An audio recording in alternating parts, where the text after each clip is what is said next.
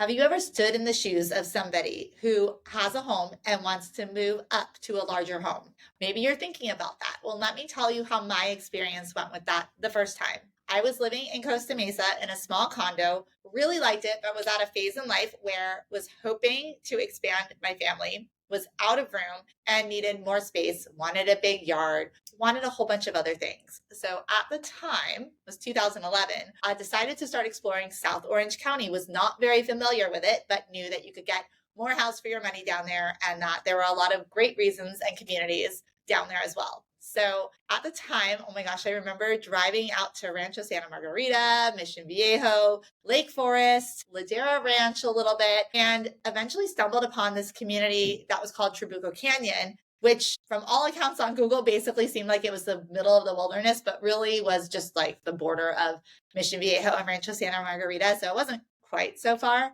but just driving down El Toro Road past so many woods and into the mountains, it just seemed like we were literally driving to Arizona. It felt like it was so far away.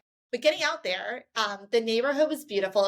It was enchanting. It was idyllic. It was a neighborhood full of cul-de-sacs. It had a huge hiking trail behind it, which I loved. It was just, the scenery was breathtaking. It was beautiful. Here's the catch though. At the time, wanted to buy a new home, had a condo, and was very, very hopeful that we could retain both, keep the condo as a rental and buy the house. And fortunately, we were at a period where we had good savings and were educated enough to find out how we could make that happen. So here's some things that a lot of people don't know, and we didn't know at the time, but it has been really helpful moving forward.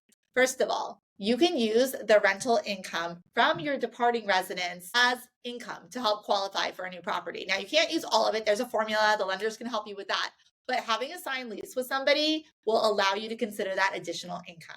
So that helps to offset the debt you have, because you have a mortgage on your current condo. That's going to be a debt, which makes it harder for you to qualify for a larger, more expensive home. So the timing of a lot of things was a bit stressful, I will admit. Getting one place ready to rent, finding a renter, and then also making sure all of the pieces were moving forward on the house we were buying. It was a lot to juggle in that 30-day or so window, but we were able to do it. And a lot of people do it, so it's not impossible. It's not unheard of. But doing that allowed us to keep one home as a rental. So great opportunity for an investment, and buy the next home that was going to be the home that we were hoping to stay in for many years to come. So it is possible. There are options. There are other options besides that, but that's the one that we went with. So if you have questions and you're standing in my shoes that I stood in almost 15 years ago now and want to know, can we keep our current place and still be able to afford something else? I can help you understand some of those options and connect you with lenders who can help connect the dots there too. So please reach out.